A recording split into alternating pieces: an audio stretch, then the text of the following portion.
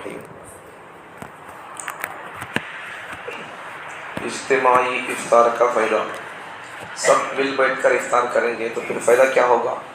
حدیث میں نبی صلی اللہ علیہ وسلم فرماتے ہیں، جابر رضی اللہ عنہ سے مروی ہے، حضور صلی اللہ علیہ وسلم نے ارشاد فرمایا، ایک آدمی کا کھانا 2 آدمیوں کے لیے کافی ہے، 2 آدمیوں کا 4 کے لیے کافی ہوتا ہے، اور 4 کا 8 کے لیے کافی ہوتا ہے۔ تو اجتماعی طور پر سب مل بیٹھ کر کھائیں گے تو پھر ایڈجسٹمنٹ ہو سکتا ہے، ایک آدمی ایک بار آ کر کھاتا ہے یا پھر اپنے اپنے طریقے سے الگ طریقے سے کھاتا ہے تو پھر اس میں برکت نہیں ہوتی ہے۔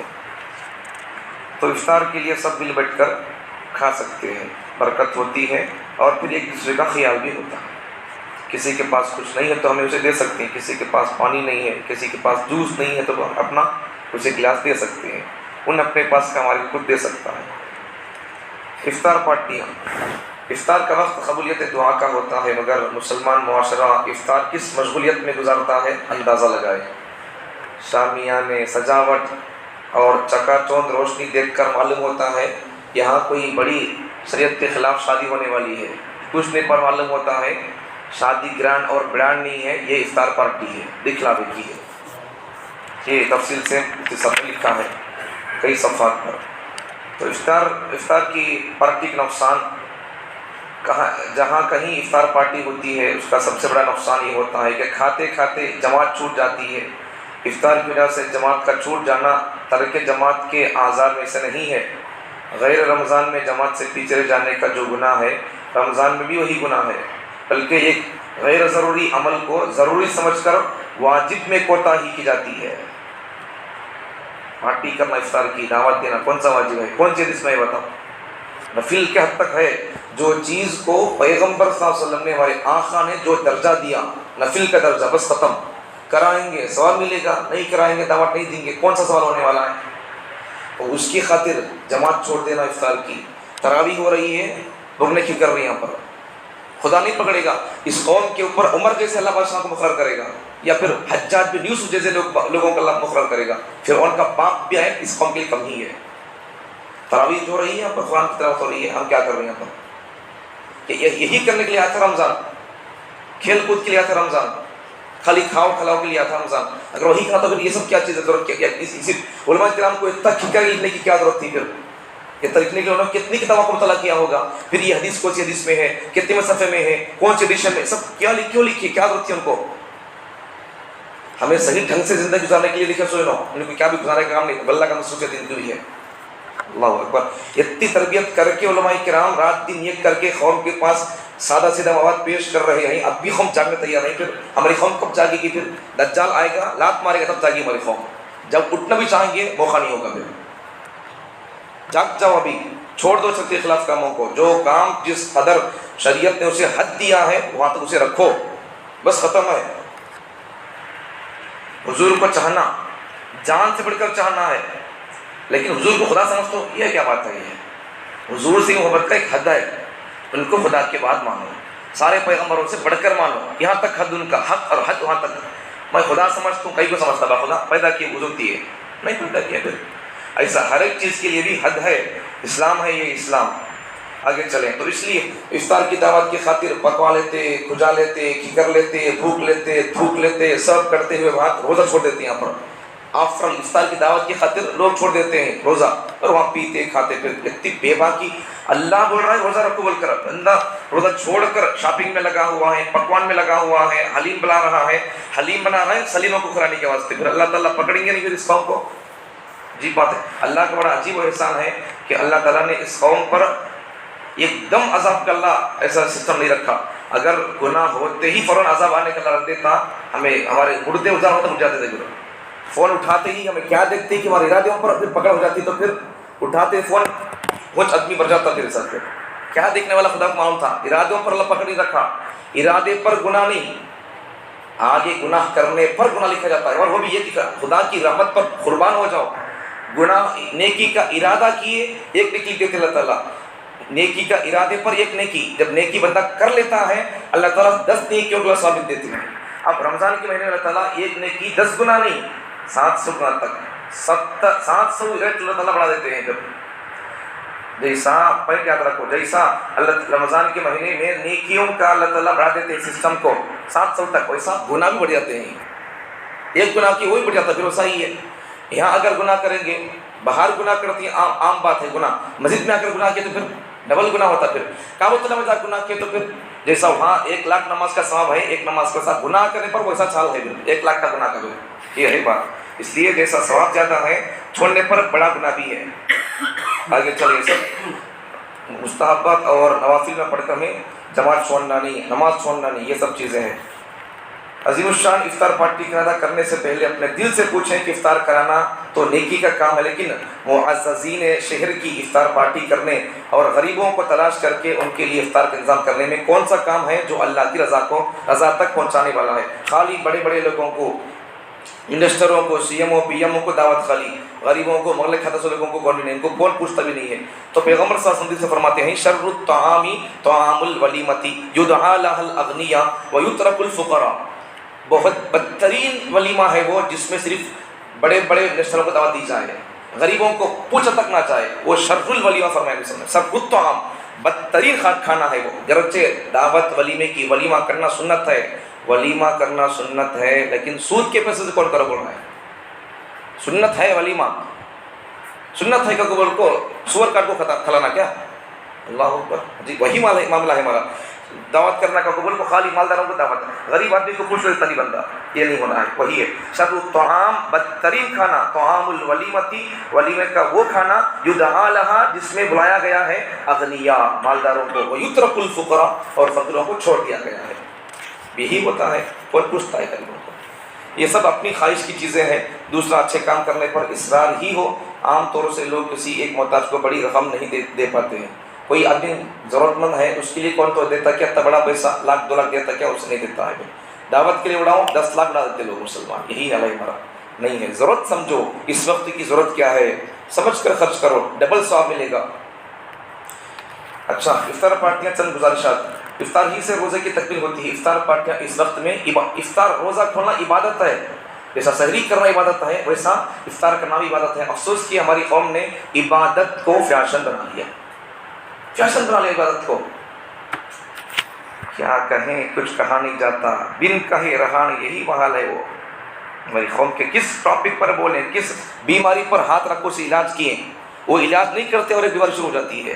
بلکہ ہر ایک بیماری یہاں پنپ رہی ہے، ہر قسم کا حرام پنپ رہا ہے، ہر قسم کی بدعت اور رسم و رواج پنپ رہا ہے. کس پر بولیں، کس پر تھوکیں، کس کو کاٹ کو پھینکیں. پورا جسم بیمار ہے. اب کون سے پارٹ کو کاٹ کو چھڑنا ہے؟ اب یہ بیماری سے کاٹ کو چھڑ دیے، یہ بیمار کاٹ کو چھڑ دیے، تو پھر آخر بچتا کہاں مسلمان؟ پھر وہی بول رہا ہوں، درد. اس لیے ہر ایک چیز کو بھی اسے پاک کر دو شریعت سے. شریعت سے ہے کیا تو کرو، کتنا ہے وقت کرو، نہیں چھوڑ دو، اسے کوئی بات نہیں ہے. نبی صلی اللہ علیہ وسلم ابتدائی مرحلے میں ہمارا ذمہ داری کا کام کیا ہے؟ 2 دن سے بتا رہا ہوں. اسلام کے بارے میں لوگوں کو قریب کرنا، غیر مسلموں کو اسلام سے قریب کرنا، غیر مسلموں کو افطار کی دعوت میں مدعو کرنا، ان کی مہمان نوازی کرنا نہ صرف جائز بلکہ مستحب اور اجر و ثواب کا بہترین ذریعہ ہے.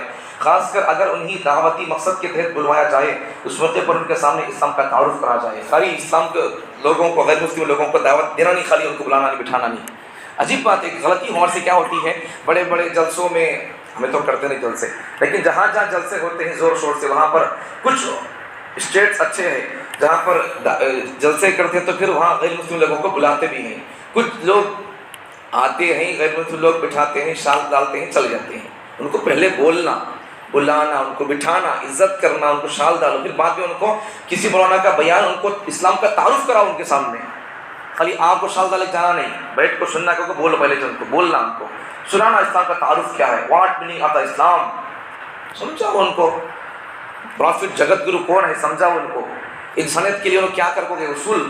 جنگلی قسم کے لوگوں کو کل تک جو خالی اونٹ پیا پانی بول کر 120 سال تک جنگ ہو رہی تھی، خالی ان کا اونٹ آپ یہاں پانی پیا ہمارے توٹی میں بول کر 120 سال تک جنگ ہو رہی تھی اوس اور خزرج قبیلوں کے اندر. لیکن یہی قوم جب اونٹ پیا بول کر لڑنے والی قوم دوسرے سے پہلے پانی پینے تیار نہیں ہے. ان پین دے، میرے سے پہلے ان پین دے، اچھی بات ہے، میں پینے سے کیا مر جاؤں کوئی بات نہیں ہے. یہ تک جذبہ حیوانی قسم لوگوں کو اللہ کے نبی صلی اللہ علیہ وسلم نے دوسرے کی خاطر اپنے آپ کو اپنی تکلیف کو برداشت کرنے کا یہ مادہ پیدا کیا 20-3 سال کے عرصے میں. جب غیر مسلم لوگ اس قسم کے واقعات سنیں گے تو پھر ان کے دل پر بھی کیا اثر کرے گا. وہ لوگ اس طرح سے قریب ہو جائیں گے. یہ ذمہ داری کا کام ہے, یہ نہیں کرتے وہ لوگ. شارٹ میں ہونا ہمارے کام خالی جس سے ہماری شان بڑھتی ہو, تعریف سننے کو ملتا ہو موقع. اسلامی تعلیمات کی اچھا جب نبی صلی اللہ علیہ وسلم جب اللہ تعالیٰ نے قرآن مجید میں اللہ تعالیٰ ارشاد فرماتے ہیں نبی صلی اللہ علیہ وسلم سے کہ تمہیں اپنے عیش اقارب کو رشتہ داروں کو ڈراؤ. وَأَنذِرْ عَشِيرَتَكَ الْأَقْرَبِينَ 19 سے پارے میں ہے. تو جب اللہ آیات نازل کیے نبی صلی اللہ علیہ وسلم ڈائریکٹ اللہ بولا کا بول کو اٹھا کر سب کو ڈرے نہیں. ان کو 2-3 دن تک دعوت کریں, کھانا کھلائیں. ان کو مسلمانہ نہیں ہے, ان کو دعوت کی, اپنے خاندان کے لوگوں کو, بنی ہاشم کو 2-3 دن تک دعوت کیے. اللہ کا پیغام سنانا چاہتے تھے لیکن ابو لہب نبی کے چچا تھا لیکن کافر تھا, ان بدتمیزی شروع کر دیتا تھا, بکواس شروع کر دیتا تھا. تو پھر نبی صلی اللہ علیہ وسلم کو اللہ کا پیغام سنانے کا موقع نہیں ملتا تھا. 2-3 دن کے بعد نبی صلی اللہ علیہ وسلم کو اللہ کا پیغام سنانے کا موقع ملا ہے. اس سے کیا معلوم ہوا؟ کھانا کھلانے کے بعد ان کے سامنے دین کی دعوت رکھی. معلوم ہوا دعوتی مقصد, کھانا کھلانے کا مقصد, دعوتی مقصد کے لیے کھانا پر مدعو کرنا عین سنت رسول ہے. غیر مسلموں کو بھی اللہ کا پیغام سنانے کے لیے ان کو کھانے کے لیے بٹھانا, پھر ان کو کھانے سے پہلے یا کھانے کے بعد میں توحید سمجھانا, اللہ کے بارے میں عقلیت کے بعد ان کو عقلی طرح سے سمجھانا, یہ نبی صلی اللہ علیہ وسلم کا سنت طریقہ ہے. مگر افسوس کہ آج کل اکثر افطار پارٹیاں عبادت کی روح سے خالی ہوتی جا رہی ہیں. خاص کر مسلمان اور غیر مسلم وزراء اور قائد کی طرف سے دعوتوں کا جو اہتمام ہوتا ہے ان کی نوعیت بھی سیاسی ہوتی جا رہی ہے. ہر شخص کی توجہ تقریب کے مہمان اور مہمانان خصوصی کی طرف ہوتی ہے. بڑے بڑے لوگ آتی بھی توجہ کو ان کی طرف ہوتی ہے. یہ سب چیزیں ہیں.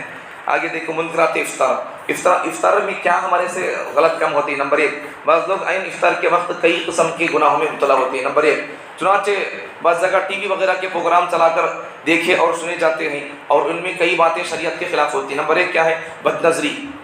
عین دیکھو, اب بھی ٹی وی کھول کو دیکھو, کوئی نہ کوئی دینی پروگرام کے نام سے پروگرام چلتا ہوا ہوگا ٹی وی کے اندر. سحری کے موقع پر 3 بجے 40 کروڑ ٹی وی دیکھتے رہو. اسلام کے بارے میں یا پھر روزے کے بارے میں, کوئی اور چیز اسلام کے بارے میں وہ کوئی لوگ بولتے رہیں گے, ٹی وی کے اندر بولتے رہیں گے. ان کو کیا پڑی ہے؟ انہوں پاکستان میں بیٹھ کر اس قوم کو گمراہ کرنے کے لیے ان کو خود بے حیا, بے پردہ, بے شرم بن کر ٹی وی میں آ کر اینکرنگ کرنے کی, بولنے کی ضرورت نہیں تھی. اور ہم لوگوں کو ان کو دیکھنے کی ضرورت نہیں ہے. ہم مر گئے تو دیکھ لو, کوئی بات نہیں ہے. ہمارے جنازے اٹھ گئے, تم کو سنبھالنے والا کوئی نہیں ہے, چلے جاؤ دیکھ لو, کوئی بات نہیں ہے. ہمیں زندہ ہے, آپ کو سنبھالنے کے لیے, آپ کی خدمت کے لیے 24 گھنٹے تیار ہے. تو پھر ہماری قوم پھر بھی پاکستان کی ان ویڈیو دیکھتی ہے تو پھر ڈوب مرنا چاہیے ہماری قوم کو. تمہارے پاس تمہاری خدمت کرنے کے لیے تمہارے علماء, تمہارے ائمہ 24 ہاؤس ہونا تیار ہے, لیکن تمہیں ان کو چھوڑ کر ان کو دیکھتے ہو تو کیا حال ہے؟ جب تم مر جائیں گے تو پھر انہوں آئیں گے ٹی وی اینکرنگ کرنے والے, پھر ہمیں آئیں گے جنازے کے لیے. عجیب, عقل بھی نہیں مانتی اس بات کو. وہ لوگ دین سے واقف نہیں ہے. بیان 3 بجے علماء کرام بیان کرتے, کیا اللہ والے آپ کو ٹی وی بیان کرتے؟ انہوں تو اللہ سے رونے دھونے میں, تہجد پڑھنے میں لگے رہیں گے, قرآن کی تلاوت میں, یا پھر اور ان کا کوئی اسٹڈی مطالعہ کرتے رہیں گے. انہوں اللہ والے لوگ, انہوں کو ٹی وی آ کر کھیل لیتے تماشا بنتی ہوں. وہ حوالے قسم کے لوگ جاہل ہوں گے جو آپ کو آپ کی فکر کو چینج کرنے والے ہوں گے. آگے آئے گی بات. نمبر 1, ایک قسم کی اس میں بد نظری ہوتی ہے اور بددگاہی, عورتیں آ کر بولتی رہتی. دوسرا, میوزک وغیرہ, گانے وغیرہ, پھر خبریں ڈالتے ہیں لوگ افطار کے سحری کے موقع پر چلتے رہتے ہیں. دوسرا, اور بعض لوگ کیا کرتے ہیں, کئی کو بات دیکھ کر ٹی وی بول کر بولے افطار کا ٹائم, وہ کیا بولتی لوگ افطار کا وقت معلوم کرنے کے واسطے کرتے ہیں. عقل بھی نہیں مانتی اسے. افطار کا وقت معلوم کرنے کے لیے کیا ٹی وی دیکھ کچھ معلوم کرنا سے؟ مسجد میں اذان دیتے نہیں کیا؟ دعا نہیں بولتے کیا؟ تیرے ہاتھ میں واش نہیں ہے, تیرے پاس فون نہیں ہے, اور کیا ہونا ہے؟ اور کیا کیا کہیں, سب کچھ پھر بھی ٹی وی کے ذریعے سے افطار کا ٹائم معلوم ہوتا ہے گوگل کو. سب ڈھکوستی باتیں ہیں. آج کل ٹی وی پر نشر ہونے والے پروگرام عموماً گناہوں سے خالی نہیں ہوتے, دین کے نام پر نشر ہونے والے. آگے چل کر یہ سنتے سناتے آگے کیا ہو جاتا ہے, ہمارے عقائد بھی برباد ہو جاتے ہیں. پھر وہ لوگ عقائد پر بھی ڈاؤٹ آپ کو ڈال دیتے ہیں. پھر تمہیں کیا سمجھ سکتے پھر انہوں ڈاؤٹ ڈالے تو؟ قرآن کی آیت پڑھ کو معنی مطلب صحابہ جو کیے وہ نہیں, اپنی منمانی کا معنی کریں گے تو پھر تم کیا سمجھیں گے اس کے معنی؟ صحیح بول کر سمجھیں گے. قرآن کھول کر بول رہا تو بول کر تمہیں اسکرین پر قرآن چل رہا ہے اور اس کا معنی مطلب بیان کر وہی سمجھیں گے. پھر وہی ہوگا, وہی کر رہی وہ لوگ, ہمیں وہی سمجھ رہی. اپنے گھر وغیرہ میں افطار, روزہ افطار کرنے والوں بعض لوگ ایسے ہیں افطار میں مشغول ہو کر سستی کی وجہ سے جماعت چھوڑ دیتے ہیں. تہجد میں, سحری میں ہو یا افطار میں, نہیں کرنا چاہیے ایسا. آگے بعض لوگ وہ ہیں جو نمک سے افطار کرنے کو شریعت میں سنت سمجھتے ہیں. نمک سے افطار کرنے کا شریعت میں کوئی حیثیت نہیں ہے. یہ عمل نہ سنت ہے نہ ہی مستحب ہے. بعض لوگ وہ ہوتے جو روزہ افطار کرنے کا وقت آ جاتا ہے، مؤذن صاحب اذان بول دیتے ہیں تو بھی دعا بولنے کے بعد نہیں کھولتے، اذان ہو جاتی ہے پھر بھی احتیاط کر کو بول کو روزہ اذان کے بعد تک انتظار کر کو کھولتے ہیں، یہ بھی غلط بات ہے۔ سے ٹائم پر کھول دینا ہے، کھانے پینے میں اسراف کرنا، فضول خرچی نہیں کرنا ہے۔ یہاں تک بات ہوگی۔ اب دیکھو افطار کے لیے میں اس سے پہلے بول دیا تھا سحری کے لیے دعا اور روزہ رکھنے کی نیت دعا، یہ حدیث میں نہیں بول دیا تھا، ٹھیک ہے۔ اب دیکھو روزہ کھولنے کی دعائیں تقریباً 8 دعائیں ہیں، آپ کو بتاتا ہوں، سن کے پڑھ کے سناتا ہوں۔ افطار کے وقت کون سی دعا پڑھنا ثابت ہے حدیث سے؟ وہ دعا ثابت نہیں ہے، پڑھا رہا ہوں میں، ابھی بول رہا ہوں، ثابت نہیں ہے دعا، نویتو ثابت نہیں ہے، ثابت نہیں ہے دعا، وہ حدیث سے ثابت نہیں۔ یہ دعائیں جو ہیں وہ ثابت ہے، سنو۔ نمبر 1، حضرت انس رضی اللہ عنہ سے نبی ہے کہ افطار کے وقت یہ دعا پڑھی جاتی ہے، بسم اللہ والحمدللہ اللہم لک سمتو۔ لوگ غلطی بولتے ہیں یہاں پر اللہم لک سنتو کہتے ہیں، سنتو، سنتور لگا لیتی ہیں کیا افطار کا ٹیمپو، سنتور، سمتو، سمتو کا معنی کیا؟ میں روزہ رکھا، وہ سنتور نہیں ہے وہ۔ اللہم لک سمتو معنی کیا؟ اے اللہ میں روزہ رکھا تیرے لیے، سمتو آیا تو یہ معنی، سنتو آیا تو اپنی معنی کیا ہے کہ اس کا۔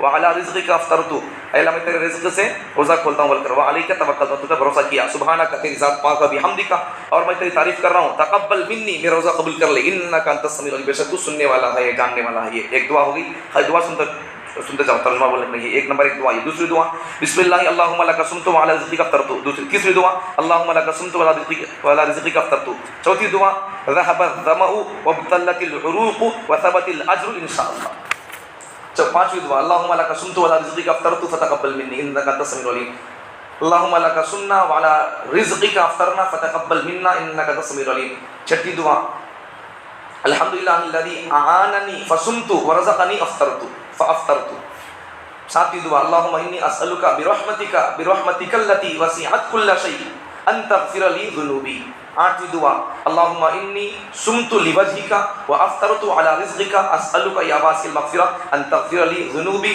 وان تعتق رقبتی من النار۔ یہ 8 دعائیں حدیث کے اندر ثابت ہے۔ کون سی دعا کون سی حدیث کے اندر ہے، کون سے سب لکھے ہوتے سب یہاں پر۔ اب دیکھو اب اس میں سے میں اب سوال یہاں پر، اور ایک دعا ہمیں جو پڑھتے نہیں کیا، اب ہمیں جو پڑھتے اللہم لک صمت وبک آمنت، یہ دعا ہے کیا اس میں؟ نہیں ہے۔ دیکھو فقہا فرماتے ہیں، نوٹ لکھو ہے، دیکھو نوٹ، الف افطار کی دعاؤں میں چند جملے لوگوں کی طرف سے اضافہ ایڈیشن کیے ہوئے ہیں جو کسی حدیث میں منقول نہیں ہیں۔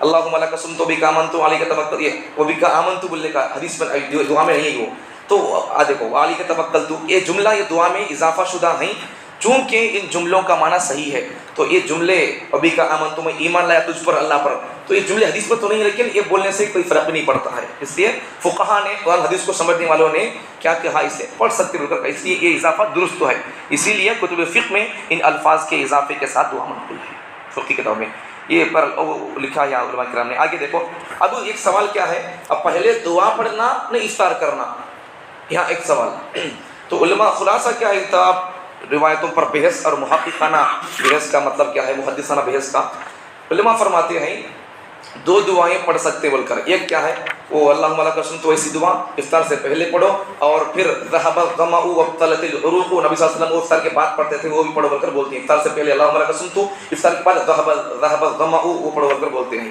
اب آگے چلتے چلتے بعض علماء نے ایک پوائنٹ نکالا سمجھنے کے لیے، کیا پوائنٹ نکالا بھائی، جو دعائیں جو کام کوئی بھی کام کرنا ہو، شروع کی دعا کوئی ہوتی ہے کیا، وہ دعا کے شروع کے کام کی جو دعا پڑھتی ہے اس میں اللہ مقرض ہوتا ہے، دلیل یہ دیکھو ان کی عقلی دلیل، جو دعائیں کسی کام کے شروع میں پڑھی جاتی ہیں ان دعاؤں کے شروع کے الفاظ میں اللہ مقرض ہوتا ہے، جب کام کمپلیٹ ہو گیا تو پھر وہ دعا کون سی ہوتی ہے، الحمدللہ کا لفظ ہوتا ہے، یہ انہوں نے دلیل پکڑا۔ اب آگے کیا فرماتے ہیں، دیکھو آگے علماء فرماتے ہیں، بحث پورا محدثانہ بحث کے بعد آگے فرماتے ہیں، ایک مفتی صاحب ہمارے ملک کے دارالعلوم میں پڑھاتے ہیں، انہوں فرماتے ہیں بہتر یہی ہے کہ افطار کرنے سے پہلے دعا پڑھی جائے، جو دعا پڑھی جاتی ہے کیا افطار سے پہلے پڑھ لیں، کیوں؟ اس لیے کہ افطار سے پہلے دعا پڑھنے میں نبی صلی اللہ علیہ وسلم کھانے سے پہلے دعا پڑھنا ثابت ہے، سنت ہے، تو ویسا افطار سے پہلے دعا پڑھنے میں وہ دعا بسم اللہ کے خیر مقام ہو جائے گی۔ اب پھر آپ کی مرضی ہے تو پھر بعد میں اگر ذہب زوں پڑھتے پڑھ لو، نہیں کوئی بات نہیں ہے، یہ انہوں نے کہا ہے علماء کرام نے۔ تو اس سے کیا معلوم ہو گیا، دعا افطار سے پہلے پڑھ سکتے ہیں، اور یہ جو دعائیں ہیں یہ حدیث سے ثابت ہے، نہ بھائی تو حدیث سے ثابت ہے، جب سے پڑھا رہا ہوں مجبوری آپ کی ہے، میں تو بری ہو گیا اللہ کے دربار سے، بتا دیا میں تو اللہ مجھے پکڑیں گے کیوں، میں بتا دیا اللہ کے سے، اب آپ کی مرضی ہے، چھوڑنا ہے پکڑنا آپ کی مرضی. اللہ تعالیٰ ہم تمام کو، علماء اکرام نے حدیثوں کی روشنی میں جو دعائیں لکھی ہیں افطار کی سحری کی، ہماری تربیت کے لیے، ہمارے پڑھنے کے لیے صحیح حدیثوں کو، ان کے تحت میں ہمیں زندگی گزارنے کی توفیق عطا فرمائے.